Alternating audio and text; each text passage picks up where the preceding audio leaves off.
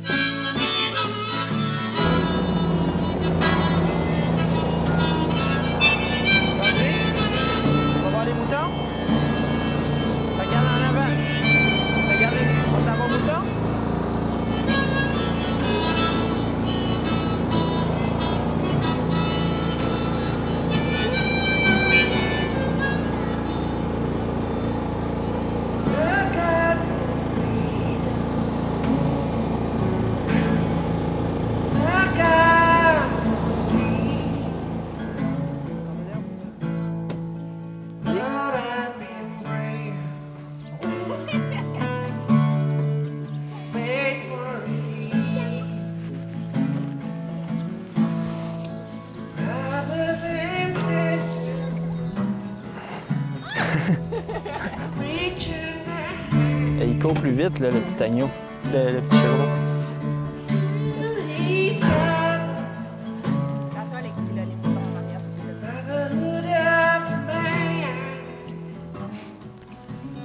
On va-tu voir les poussins?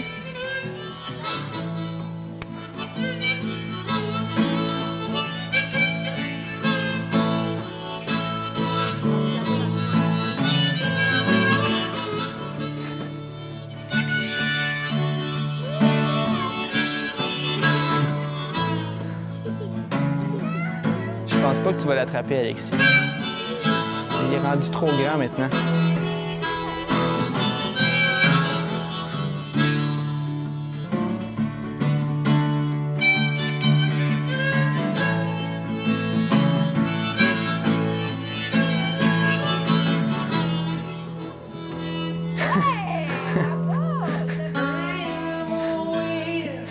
Viens-t'en, on va aller voir les poussins. On réessayera tantôt, Alexis, quand on va donner de la moulée. Viens-t'en, donne tes mains. Alexis, ici. Ici. Non, je suis capable. On va pas sur le tracteur, on laisse le tracteur ici, Olivier. Parce qu'on va aller voir les poussins.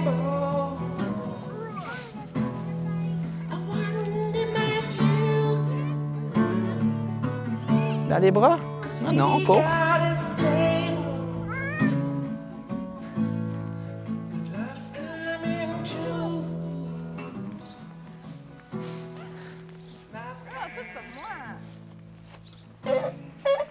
Pourquoi t'as mis dans le 4 roues?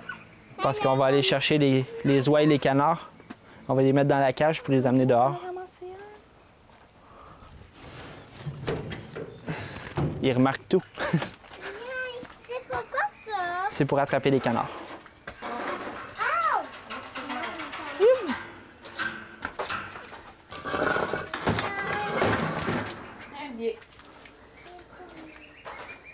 Un petit changement de lumière.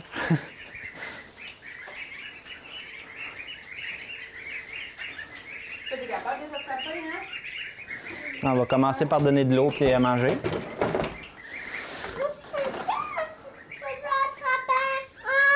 On va attraper après. Il faut donner à manger. Vous avez de la moulée puis de l'eau avant?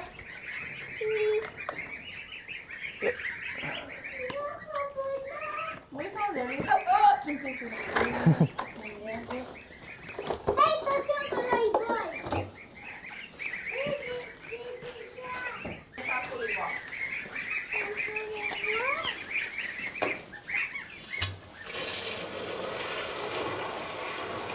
Veux-tu tenir le robinet, Alexis? Viens-moi. Maman, tu vas fermer l'eau quand ça va être plein? C'est bien.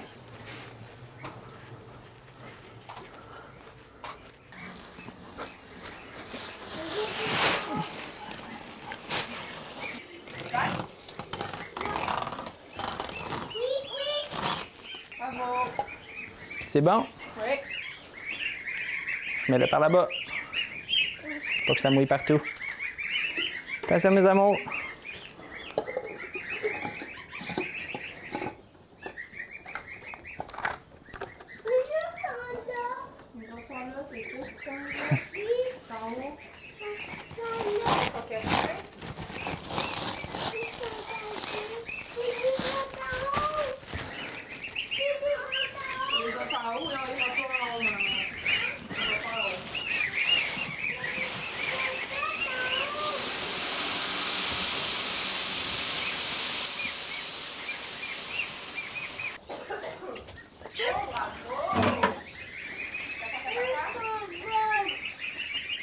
Ça, c'est les faisans, ils ont besoin de beaucoup plus de chaleur.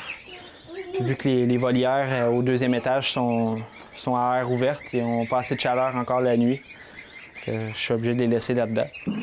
Normalement, au courant de la semaine, je devrais être capable de les changer de parc. Ils sont corrects? Un gros? Oui, un canard. Attention, il vole. On va fermer avant qu'il vole, Olivier. On va aller chercher les canards à la place. OK? Oui. Oui, les gros canards.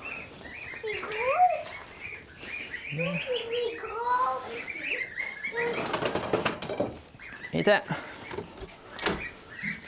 C'est juste de ne pas les brusquer trop. Ils ont quand même juste 3 semaines, donc ils sont pas habitués à tous les changements. Ils ont toujours été dans leur parc à l'air libre. Donc là, pas trop nerveux. Le but, c'est de les transférer pour qu'ils soient à l'extérieur. On va les mettre dans un bâtiment où est-ce que les sons de l'extérieur, où est-ce qu'ils voient la lumière du jour.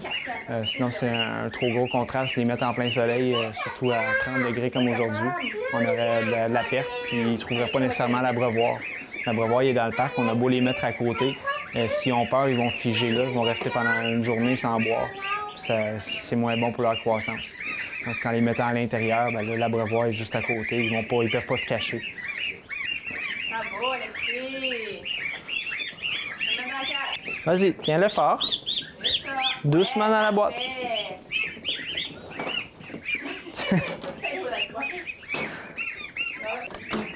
Ils sont trop petits pour voler. Ouvre la porte.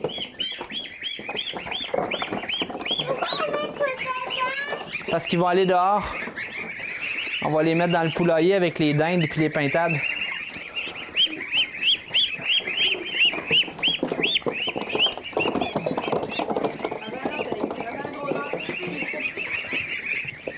Ils ne sauveront pas.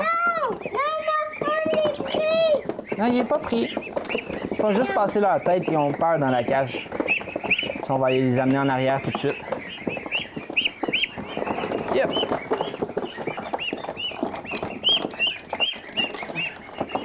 Non, mais rentre ta tête.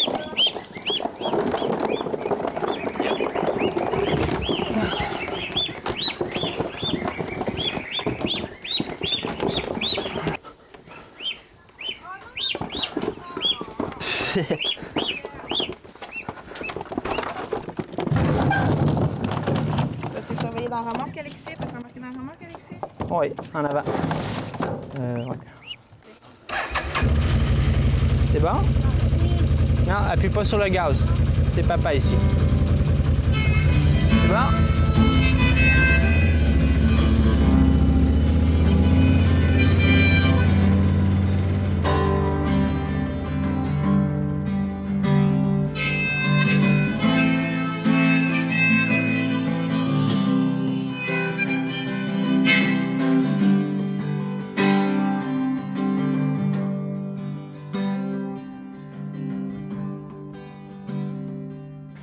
De la passion. Il faut être un peu fou aussi. Disons, c'est beaucoup de travail. On a quand même 153 acres de terrain. Puis, il y a toujours quelque chose à faire. Il y a juste l'entretien forestier. Je pourrais passer un été au complet à sortir du bois, des restants du verglas encore. Donc, il y a la majeure partie de la terre est nettoyée. Il y a des forêts, des coins de forêt qu'on n'a pas accès. Donc, il faut faire déjà des chemins pour y aller. C'est toujours des choses à faire et qui sont à faire à long terme. On ne peut pas nécessairement prendre 2-3 employés pour faire ça. C'est pas efficace non plus. Ils ne savent pas nécessairement quoi faire. Donc, c'est pas mal tout moi qui s'occupe de ça. À temps perdu.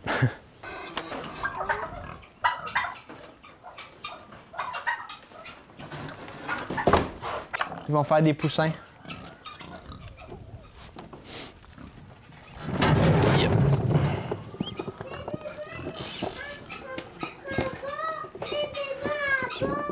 Tu viens-tu aider papa à sortir les canards?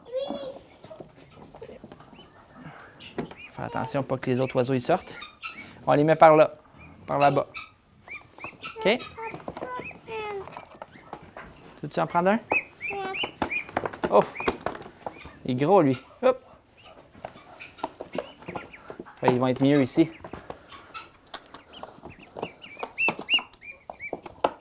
Vas-y, fais comme papa. C'est pas il a pas m'attraper. Maman. Prends ici. Prends les ailes. Non, pas le cou. Pas le cou. Non, pas ici. Plus bas, Olivier. Regarde, prends-le ici. Non, pas le cou parce que tu vas les triper. Vas-y. Le prends fort. Comme ça. Vas-y. Oui, c'est sûr, au début, il y a des fois, ils ont la crainte d'une autre espèce, mais ils s'habituent assez rapidement. Donc, quelques jours, et puis il n'y a pas de différence entre l'un et l'autre. C'est toute la même famille. Ils se promènent tout en troupeau. Puis, ils sont, à partir de cet âge-là, jusqu'à la fin, ils sont toujours mélangés dans leur parc. Il n'y a pas juste un parc avec des canards ou juste avec des faisans. Ils sont toujours tous ensemble. Donc, ils n'ont pas le choix de s'habituer. Dépose-le doucement.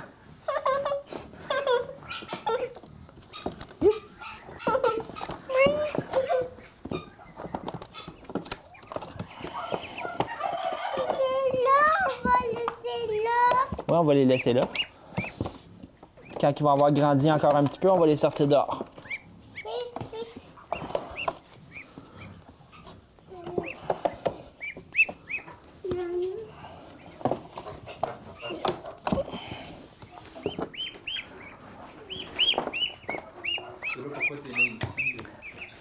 C'est l'étape avant de les mettre à l'extérieur pour les habituer au son ambiant, de voir la lumière du jour aussi. Parce que passer leur vie à date à l'intérieur, ça fait déjà un bon contraste. Puis aussi pour les habituer, c'est qu'il y a des orages et tout ça. Sur les canards, c'est moins pire. Va le mettre dans le panier? T'es capable. De quoi? Va le mettre dans le panier, Olivier. Où? Le panier à Alexis, avec les œufs des poules. Il est dehors, le panier. Non? Ça, s'il y a des orages à l'extérieur, ça peut être dangereux pour certaines sortes d'animaux. Et surtout les pintades qui vont se mettre dans un coin, ils vont s'étouffer. Un autre œuf? Va les mettre dehors. Parce que on va les manger. Tabasco! On y va? Non, un pintade. Tu ramasses? Non, 4-5 je les laisse là-bas sur une IQ. Tu les laisses dedans les deux d'abord? Oui. Laissez dedans, mon gars. Laissez si on a. Protège ses œufs.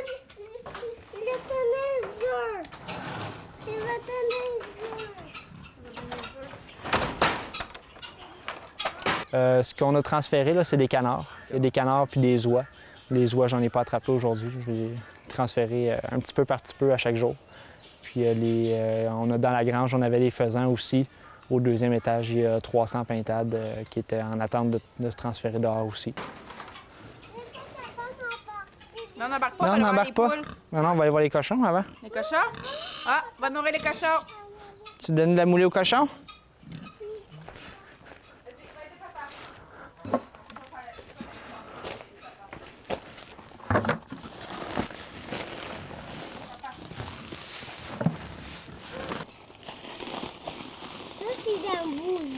Oui. Ça, c'est la bouteille. De la moulée pour les cochons. Pour les cochons. Tiens, papa. Tiens le seau. Non, c'est moi. C'est toi?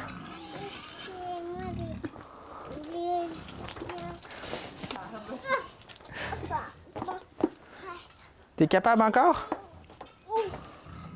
Veux-tu que je t'aide? Oui? On y va ensemble. Tiens-le fort, là. C'est pesant. Oui, c'est pesant. Hein? Oui. C'est moi. C'est toi? Fouah. Tu peux. Attends, Olivier. Olivier. Regarde. Mets-le par terre. Fouah.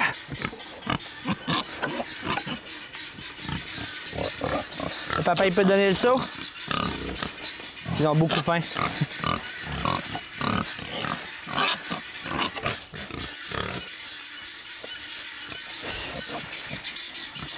On peut tout donner, là?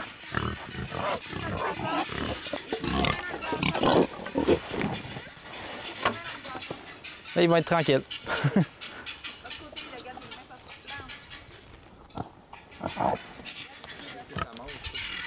C'est une moulée enrichie à base de maïs. Principalement du maïs qui est à l'intérieur. Pour les porcs et les sangliers, c'est une moulée qui est très fine. Ça les aide à engraisser plus rapidement. J'alterne entre cette moulée-là et les grains mélangés.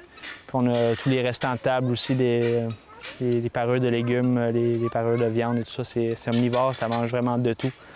Donc c'est notre composteur qui est un peu plus efficace que ceux qu'on retrouve en ville. Là, ils sont rendus à 1 an et 2 mois. Donc je vais en envoyer un. J'ai 2 mâles là-dedans, donc je vais envoyer un mâle à l'abattoir. Les 2 autres, je vais les garder pour la reproduction. Donc, pour avoir des petits probablement cet automne, fin de l'été ou cet automne, que la femelle est un peu plus vieille. Tu gardes un roulement de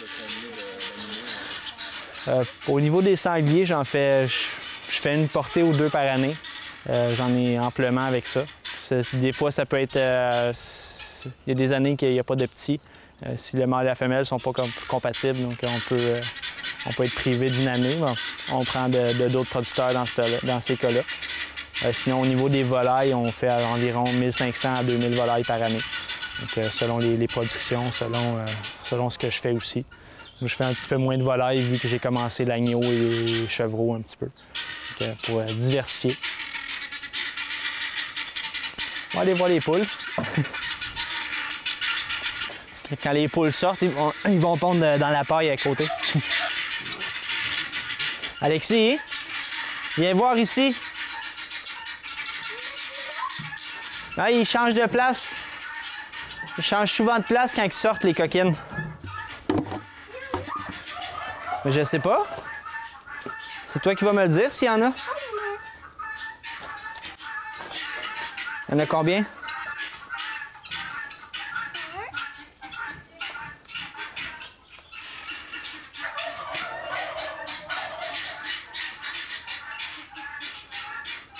Un blanc puis pareil. 2 bruns. Ah, il était sorti un matin. Okay. Ils viennent là. Y en a-tu d'autres? Oh, il y en a un cassé, mais... Ah, ça arrive des fois. Quand l'œuf tombe en bas. On va-tu voir dans le parc des poules s'il y a d'autres œufs? On y va-tu?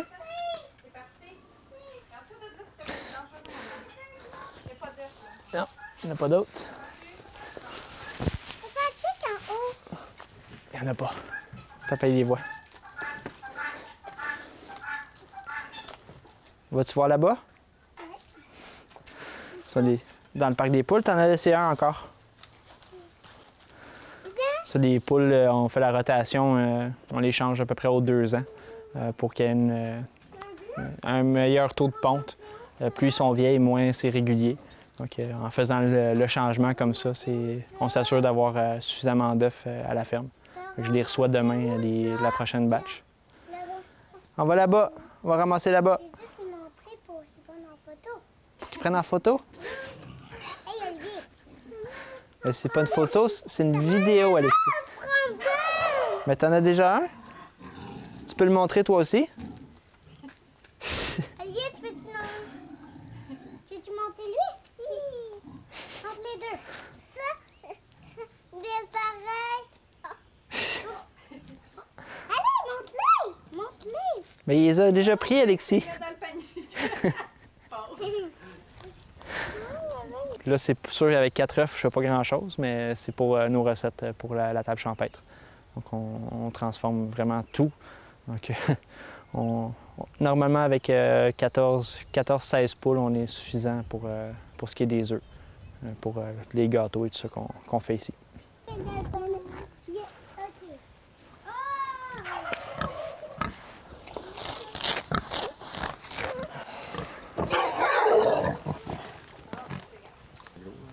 C'est ça qu'ils ont besoin. Plus que ça, ils vont juste prendre du gras. Du moins, les cochons, on peut leur en mettre 3 fois ça, ils vont tout manger. Mais ils vont juste le prendre en gras. Puis le but, c'est d'avoir de la viande. Donc, S'ils sont trop gras, c'est pas mieux. La viande va être moins tendre en dessous. Puis les cochons, surtout les mâles, s'ils sont très gras, ils vont avoir un goût plus prononcé. Donc, des fois, ils associent ça à un goût d'urine qu'ils peuvent avoir. Donc, ça, c'est quand ils sont stressés à l'abattoir, mais c'est souvent parce qu'ils sont très gras. Les cochons qui sont plus maigres ont moins ce problème-là. Puis en ayant une alimentation assez variée avec les restants de table, les légumes et tout ça, les parures de légumes, ils sont déjà moins gras que d'autres producteurs. Ils ont plus de nutriments que juste la moulée. Puis avec l'herbe, tout ça qu'on fait quand on fait le gazon, on récupère l'herbe le plus possible pour le donner à tous les animaux. C'est une grosse différence. On fait un 2 dans l'un en ramassant le gazon, puis eux sont bien contents de ça. Il était. Il est-tu encore là, l'œuf? Veux-tu que je t'aide? Oui, mets la santerre. Je le mets là, c'est correct? T'as ça la tête? Les poules. Il n'y a plus d'œufs. Il y avait juste un œuf ici. On en a combien, compte? 1, 2, 3, 4. 4. Toi, tu aimes le blanc, toi, hein? Oh, mais non, juste un, OK? Ah, mais tu donnes. Aïe, aïe. Je vais ramasser celle qui... Parce qu'en fait, ils en pondent là-bas. Ils sortent de la volière pour aller pondre là-bas, mais ils en pondent ici aussi. Ils sont combien? 12 à peu près? Fait que ils se dispersent. Les poules? Ouais. Il en reste 4. Il en reste 4? Mon Dieu, ils ont passé où les autres? Raton laveur. Ils changent d'endroit pour la ponte, souvent pour pondre à des endroits plus cachés. Ils essayent de cacher leurs œufs de nous, en fait. Puis ils vont tout le temps trouver des spots différents quand on les prend tout le temps, leurs œufs. Donc là, c'est un beau spot plein de paille. Je sais qu'ils vont pondre là, il y a de la place en masse. Souvent, ils vont cacher les œufs dans la paille pour pas qu'on les retrouve. Puis d'habitude, c'est à cet endroit-là. Juste là, la barrière, elle est restée ouverte sûrement avec les enfants en fin de semaine. Puis ils sont sortis dehors, mais c'est pas grave. Souvent, le matin, ils vont pondre leurs œufs. Donc, une fois que j'ai fait le train, je laisse la barrière ouverte. Ils vont se promener sur le terrain. Ils vont gratter, trouver des vers un peu partout sur le terrain. Puis ils reviennent le soir, ils viennent coucher pas mal toujours à la même place. S'ils ne dorment pas ici, ils dorment pas loin. Donc en venant faire la tournée le soir, bien, on les rentre dans le parc. Puis on sait qu'on n'a pas à courir après les œufs comme là. C'est la même affaire que j'ai fait quand on est arrivé sur la ferme, j'avais 4 ans. Donc j'étais impliqué d'avance. J'ai pas... c'est venu tout seul, disons. Tu t'amuses à faire ça, puis finalement, bien, tu le fais à tous les jours. C'est rendu une routine. Puis c'est une routine qui est... Une routine de tous les jours comme ça, c'est facile à prendre. C'est facile à la montrer aux enfants aussi. C'est de voir les produits du jardin. Pour eux, c'est habituel d'aller chercher des fraises dans le jardin. C'est pas tout le monde qui fait ça. Faut qu'ils s'en rendent pas compte. Le seul problème, quand ils vont chercher des fraises, il en reste pas beaucoup dans le panier. L'année passée, mon gars, il a mangé toutes les fraises. Toutes. J'étais pas capable d'avoir une fraise dans le jardin. Parce qu'à tous les matins, il se lève. Souvent, il se lève avant nous. Ma fille s'occupe beaucoup avec mon gars. Puis ils sont très autonomes, les deux. Un à 2 ans et demi, il se fait à déjeuner tout seul. Céréales, bol, ça. Des fois, il y a des dégâts, mais ils se débrouillent. C'est l'école de la vie, mais eux, ils la font d'eux-mêmes. On habite sur place, donc la famille fait partie de la table champêtre, participe à la ferme. Donc les activités quotidiennes, les enfants sont toujours là. Puis souvent, ils se promènent à longueur de journée. Donc, dès qu'ils voient quelque chose qui n'est pas normal, ils viennent nous le dire. Ou c'est niaiseux, mais une fuite d'eau. S'il y a une fuite d'eau, bien, ils viennent nous dire que les animaux jouent dans l'eau. Puis ça évite d'avoir une fuite d'eau pendant 1 ou 2 jours qu'on n'a pas remarqué. Ils sont là pour aider avec ça. Un été pluvieux, c'est moins bon. Trop chaud, ça ne dérange pas trop, parce que les animaux sont vraiment... quand les herbes dans les parcs sont à maturité, là, bon, c'est de la mauvaise herbe pour une bonne partie, mais la bardane, je la laisse là. Ils vont se cacher en dessous. C'est un abri naturel pour eux autres. Là. Ils sont vraiment à l'ombre. Donc quand ils ont chaud, ils vont à l'ombre, sinon ils sortent, ils vont à leur mangeoire. Pour la chaleur, ça ne dérange pas, c'est vraiment la pluie. Beaucoup de pluie, des grosses pluies, ça peut être dommageable pour les faisans puis les pintades. Donc ils ont de la misère à se réchauffer après. Puis surtout une pluie en fin de soirée ou en début de nuit. Donc là, ils vont passer la nuit froid. Ils n'ont pas d'abri nécessairement pour rentrer et se réchauffer, là, pas à la quantité qu'il y a. Donc j'ai pas les volières intérieures pour ça. Ça, c'est un autre projet que je veux faire, mais il faudrait que j'en fasse une pour chaque parc.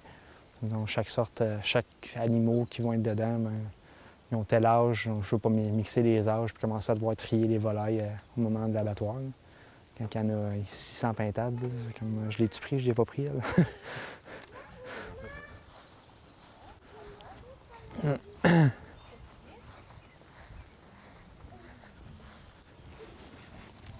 Hey, je ne vous ai pas présenté. Ah non?